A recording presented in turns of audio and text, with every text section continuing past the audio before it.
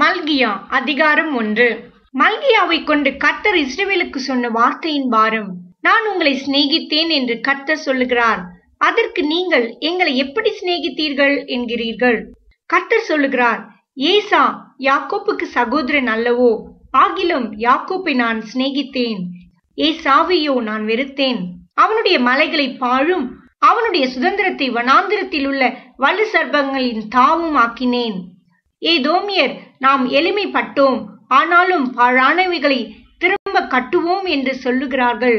அதற்கு கர்த்தர், அவர்கள் கட்டுவார்கள், நான் இடிப்பேன்.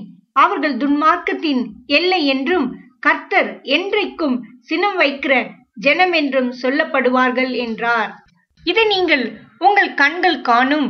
அப்பொழுது நீங்கள், கர்த்தர் இஸ்ரவேலுடைய எல்லை துவக்கி மகிமைப்படுத்தப்படுவார் என்பீர்கள். குமாரன் தன் பிதாவையும் ஊழியக்காரன் தன் எஜமானையும் கனம் பண்ணுகிறார்களே. நான் பிதாவானால் என் கனம் எங்கே?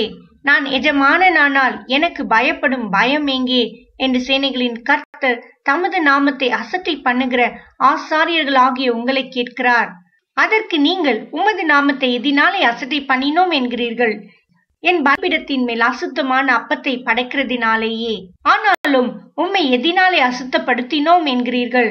கர்த்தருடைய பந்தி எண்ணமற்று போயிற்றென்று நீங்கள் சொல்லுகிறதினாலேயே.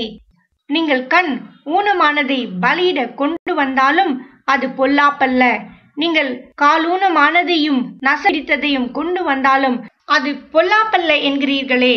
அதை நீ உன் அதிபதிக்கு செலுத்து, அவன் உன்மேல் பிரியமாயிருப்பானோ, உன் முகத்தை பார்ப்பானோ என்று சேனைகளின் கர்த்தர் கேட்கிறார்.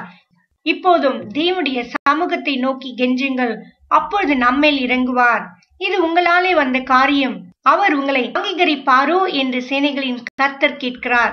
உங்களில் எவன் கூலி இல்லாமல் கதவுகளை பூட்டுவான்? என் பலிபீடத்தின் மேல் அக்னியை கூலி இல்லாமல் கொளுத்தவும் மாட்டீர்கள். உங்கள் பேரில் எனக்கு பிரியமில்லை என்று சேனைகளின் கர்த்தர் சொல்கிறார்.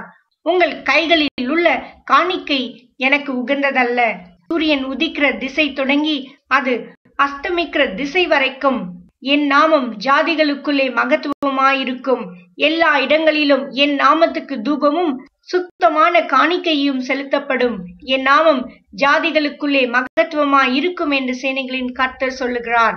நீங்களோ கர்த்தருடைய பந்தி அசுத்தமானது என்றும் அதின் ஆகாரமாகிய அதின் பலன் அற்பமானது என்றும் சொல்லுகிறதினாலே என் நாமத்தை பரிசுத்த குலைச்சலாக்குகிறீர்கள்.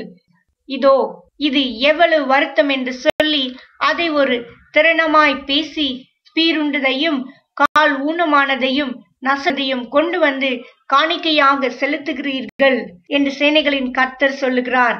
அதை உங்கள் கைகளில் அங்கீகரித்துக் கொள்வேனோ என்று கர்த்தர் கேட்கிறார். தன் மந்தையில் கடா இருக்கையில் கெட்டு போனதை ஆண்டவருக்கு நேர்ந்து கொண்டு பலியிடுகிற கபடஸ்தன் சபிக்கப்பட்டவன். என் நாமம் ஜாதிகள் பயங்கரமாயிருக்கும்.